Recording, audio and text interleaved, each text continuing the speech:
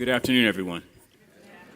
I want you to take note, they gave me a script because I'm known to go off script. I suppose I should begin this way. I have no sympathy for Frank at 66 degrees. I grew up in space like this on the lake, and folks like you illustrate one thing about what it means to be in America in a time of, let's say, duress. You keep going. You keep going. We need to keep going. We've got lots of work to do, and that work is kind of like the weather that has pounded us for the last few weeks. You get out, you get those shovels, you get that salt, and you keep digging and moving towards the goal. That's what we do here. That's the nature of the College Board. That's the nature of membership and partnership. That's who and what we are. As partners and as members, I need to recognize the fact that there are members of the Board of Trustees in this room who want you to understand that they too are here for you and for the organization and the work that we do. So would the members of the board please stand?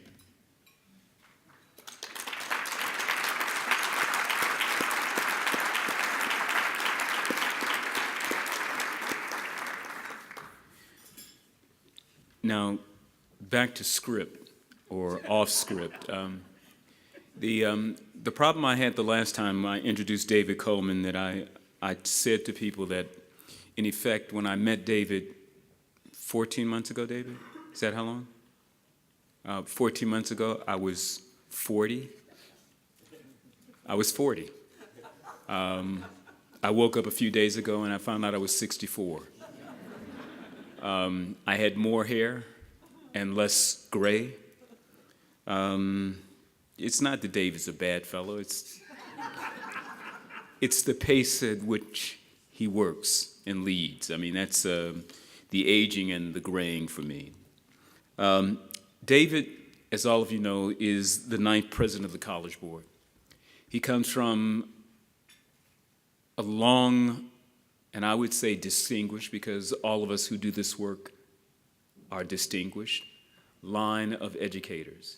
He's dedicated his life to education at every level that you can think of, from being in the trenches, so to speak, with young people who could hardly read, to thinking about how you might move those people who have embraced education and understand now the love of knowledge into the college classrooms, to thinking about how, in fact, they might complete that particular journey.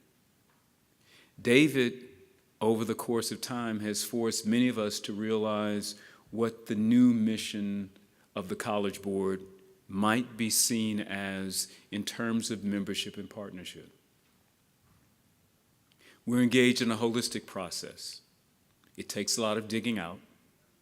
It's a process that recognizes that we have children who are in our charge from the time of pre-K through 16.